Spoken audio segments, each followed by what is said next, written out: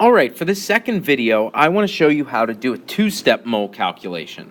So we'll be utilizing mass, moles, and the number of particles for these calculations.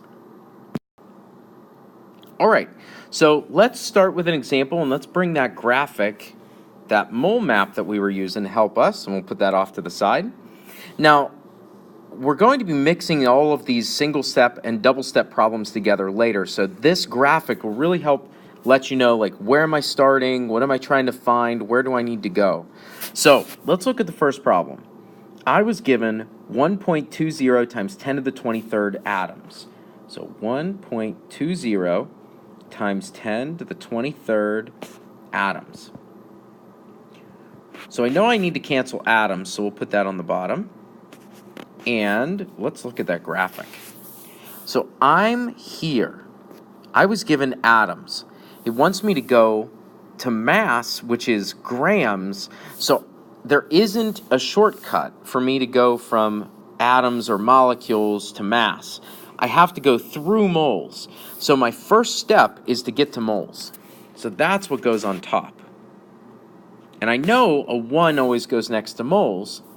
So when I'm going from particles to moles, I use Avogadro's number, which is 6.022 times 10 to the 23rd. Now I can drop moles, and I can go to grams now in this second step. So I'm here, now I can go to grams.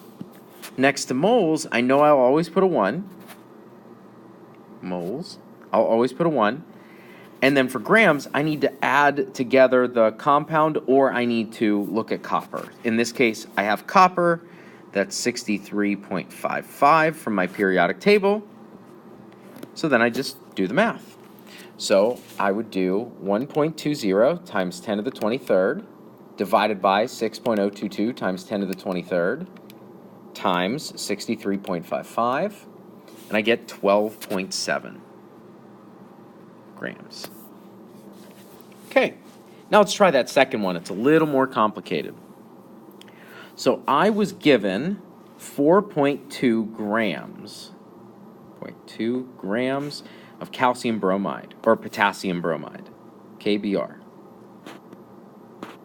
So I need to drop grams first. So I am here. So the first place I need to go is moles. So that needs to go on top. 1 always goes next to moles.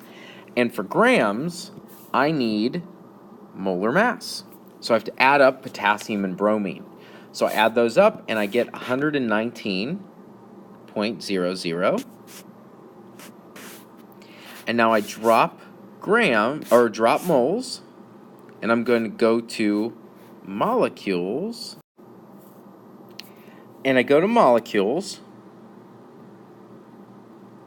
and I know that 1 mole gets 6.022 times 10 to the 23rd molecules. I do that math, so I do 4.2 divided by 119 times 6.022 times 10 to the 23rd. I get, with 2 sig figs, 2.1 times 10 to the 22nd molecules.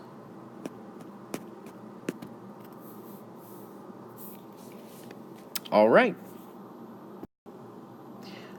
All right, so now I want you guys to try a couple. So pause the video, try these. When you get back, I'll go over the answers with you.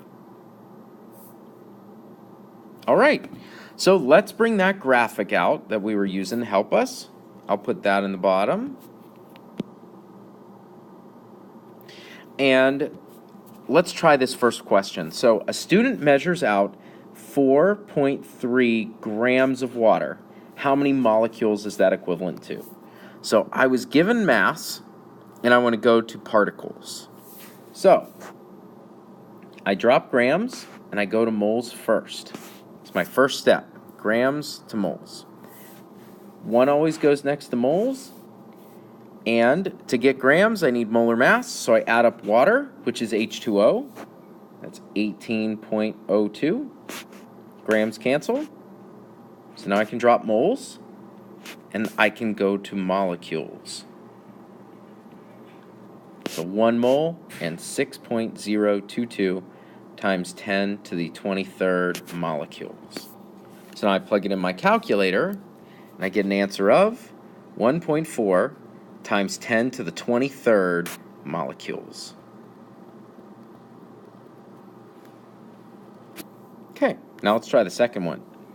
So a balloon was measured and determined to contain 5.00 times 10 to the 23rd molecules of oxygen gas. What is the mass of this gas inside the balloon? So I was given particles, and I need to get to mass. So I need to take 2 steps. So the first thing I need to change to is moles. So molecules